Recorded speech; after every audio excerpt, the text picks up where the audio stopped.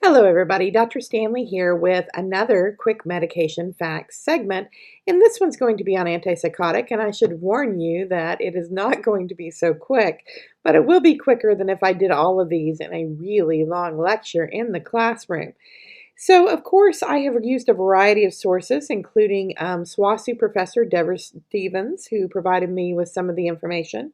I also have obtained my information from previous textbooks and from the Foundations of Psychiatric Mental Health Nursing textbook by Margaret Halter. That is, of course, that Varcarolis series.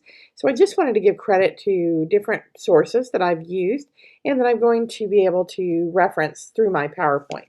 So let's go ahead and continue. First of all, I want to kind of set the foundation with just a base level of knowledge right here. There are two types of antipsychotic medications. There are first generation and there are second generation. And the first generation are really good, but they do have some side effects which are called extrapyramidal symptoms or EPS symptoms. And so they have a higher side effect profile with regards to that, but they are often used initially in the treatment cycle because they tend to be just a little bit better at helping to resolve the positive symptoms of schizophrenia or other psychotic disorders. So, for example, the hallucinations and the delusions are much more likely to remit a little quicker with these medications. And so we do tend to use them very early in the treatment cycle, but they're not as good for long-term use because of these strange motor symptoms that I think you'll understand by the end of this presentation. Second generation, on the other hand, are also really great medications, and they have a little bit of a different profile of side effects, and so they're better for longer term use. And the good thing about the second generation is they also target the positive. Takes a little longer though, and they also target the negative symptoms of schizophrenia and other psychotic disorders. And so, you'll understand more about that when we talk about schizophrenia spectrum disorders and bipolar disorder and things like that, that the positive symptoms are things that add things to a person's perception, such as hallucinations, delusions, and the negative symptoms, you can think of those as things that take things away from the person, such as their avolition or will to do other things, or take away kind of like their ability to self-care in a way. You'll see them be often very unkept. So the second generation do target those symptoms of negative, the negative symptoms much better than the first generation. So we tend to switch over to those after we've been in the treatment cycle for a little while. Now, the second generation also has some side effects, and there is an increased risk for hyperlipidemia and metabolic syndrome. And so we'll talk more about that as we go through this presentation. Now, let's talk about some side effects and some terms that you may want to be familiar with regards to symptoms that may occur with this type of medication. The first of them is extrapyramidal symptoms or EPS symptoms. And these are symptoms that tend to disappear during sleep, and they are exacerbated by strong emotions and stress. And these are going to be those Parkinsonian types of symptoms that we'll talk more about later. Another one you may want to be aware of is the term dystonia. And dystonia are uncoordinated, involuntary, and or spastic movements of various muscle groups, which usually occur during the first 5 days of treatment and almost never after somebody has been on 3 months of therapy or more. But these are acute reactions, and we will talk a little bit more about them later, and we will also run a simulation on that this semester. Risk factors for dystonia and EPS symptoms are going to include high potency agents, and the larger the dose, the worse the symptom has the potential to be, and a parenteral route of admission is going to increase the ability or the likelihood of a dystonic type of reaction.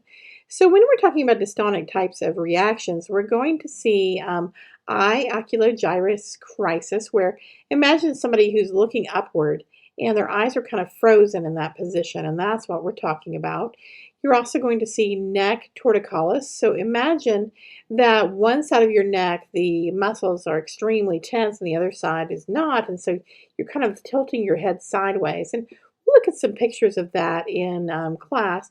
You can also see back retrocollis or opistotonus, and so this is, you might see some extreme like movements of the head where you're forced backwards or forced forwards. You might see tongue glossospasm, so your tongue might appear thick or it might be protruding. You may even see some movements of the tongue.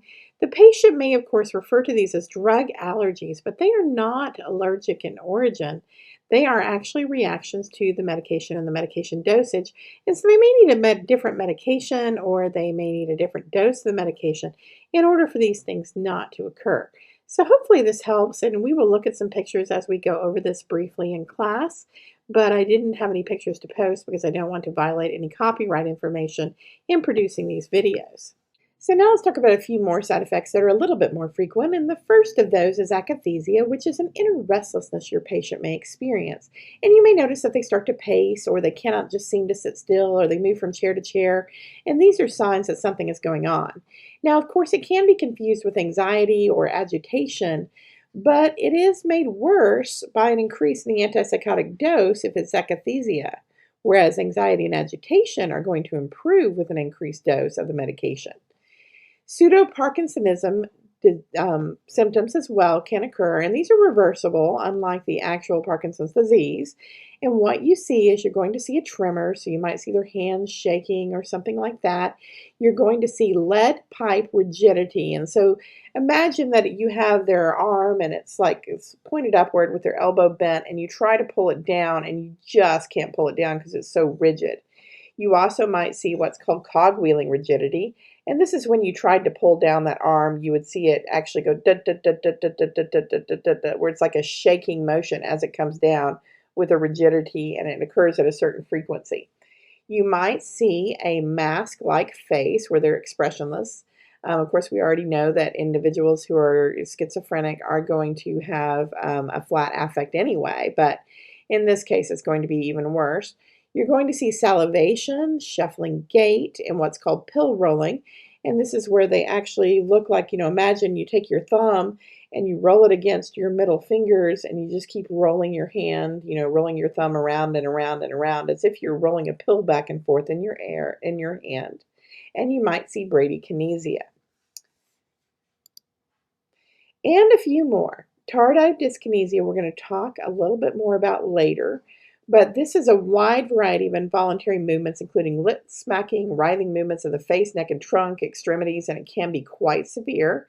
The movements do disappear during sleep, and the risk is increased age, a longer duration of therapy, use of high-potency agents, and large doses. I do have another slide on this, so I'm going to run past that, and we'll go to it later.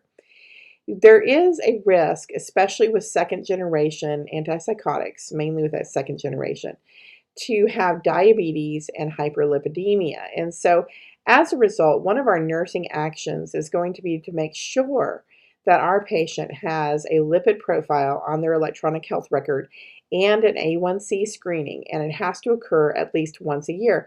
And interestingly, inpatient psychiatric units are going to be monitored on this, and if it's not a compliant thing, they're actually going to have to answer for it because this is one of those patient safety things where we are actually monitoring for the side effects of the medications we're administering. Now, the big one that can happen is called neuroleptic malignant syndrome. And like serotonin syndrome, it is something that can be life-threatening, and we have to intervene very, very quickly, or else we can see our patients deteriorate quickly. It's going to rapidly progress, usually about 24 to 72 hours, and it can happen at any time with any agent or any dose. The symptoms are going to be fever, autonomic dysfunction such as tachycardia, a labile blood pressure, respiratory distress, and arrhythmias. You're going to see an alteration in the level of consciousness. You're going to see rigidity, elevated white blood cell counts, and CPK because of the fact that the muscles are so rigid. And so the treatment is going to involve discontinuing the agent, supportive care, and potentially what's known as dantrolene, which is an IV skeletal muscle relaxant. And you may also see amantadine, which is a dopamine agonist because, these antipsychotic medications are going to target the dopamine receptors. And so it's basically a medication that's used to treat Parkinson's types of symptoms. And that's what we're seeing here, but we're seeing them quite severe. So even though dantrolene is more of an emergency department medication, it is something I wanted to go over because it is used for the treatment of neuroleptic malignant syndrome, and it appeared on ATI last year and is likely to appear on your boards. Dantrolene is used in the management of NMS in order to treat or prevent the muscle stiffness and spasms caused by this particular disorder. And by the way, it's a cousin to malignant hyperthermia, and so it's also used in malignant hyperthermia. And that is a rapid rise in body temperature and severe muscle contractions that can occur during surgery with certain types of anesthesia. And so these two are very closely related, so you see the same treatment. By the way, dantrolene is contraindicated with liver disease because it is a highly hepatic toxic medication. The relative time to response to antipsychotics. This is an interesting slide. It's not exactly what I see in practice, so I'm going to go through what my source says and also what I've observed. 1 to 3 days, you usually see your patient decrease in agitation, hostility, aggressive combativeness, anxiety, and you see their sleep patterns become more normalized and their eating patterns become more normalized. Now, we typically are going to see some sort of reduction in the amount or the I guess how much they're bothered by their hallucinations during this 1 to 3 day period. 1 to 2 weeks, you're usually going to see improved socialization, self-care habits, and mood. And 3 to 6 weeks out, we're going to see a great improvement in their thought disorder, including a decrease in delusions and hallucinations, and more appropriate reality-based conversations. Persistent symptoms that can occur even with antipsychotics are this insight, judgment impairment, and an inappropriate affect, fixed delusions, because fixed delusions never clear up. We're going to talk about that more later. And hallucinations as well may also always be present to some degree. Now, let's talk about this. So we do use antipsychotics sometimes to treat OCD patients who have not achieved adequate symptom relief despite CBT therapy and 2 trials of an SSRI. They may also be used in PTSD when psychosis, agitation, paranoia, and hypervigilance are present.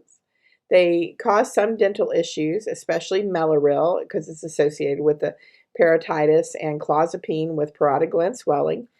Tardive dyskinesia, though, and akathisia, the inner restlessness and the lip smacking things with tardive dyskinesia and all can make it very difficult to actually get dental work done for an individual who is suffering from a disorder that's required an antipsychotic to clear up. Sedatives should be used with caution due to increased risk of respiratory depression when you're administering these antipsychotic medications. And some of the medications are used for major depressive disorder as well, such as aripiprazole, brexpiprazole, and quetiapine. Some other ones are also used for bipolar depression, including cariprazine and loprazidone, quetiapine. All of these are used for depression with bipolar disorder. Now, here's a list of our first generation antipsychotics, also called typical antipsychotics. The one that you see most often in practice as a kind of a emergency response medication is the haloperidol or Haldol. We do use it for agitation very frequently. And it is given in doses of 1 to 100 milligrams per day. And of course, the level of EPS symptoms and side effects that you have is going to be dose dependent. We also see Thorazine sometimes given. It is low potency, and we see Mellaril, and we also see Prolixin from time to time, but most of the others of these we just don't see that often. Sometimes Trilofan, but we don't see them that often.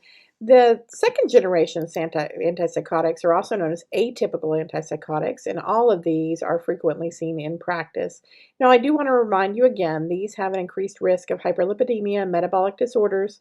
And so, because of the side effect and the risk for antipsychotic use, the practitioner that is prescribing these must have a justification if they use more than one antipsychotic, because then the risk for a side effect or, tardive dyskinesia is going to go way up, hyperlipidemia, metabolic disorders.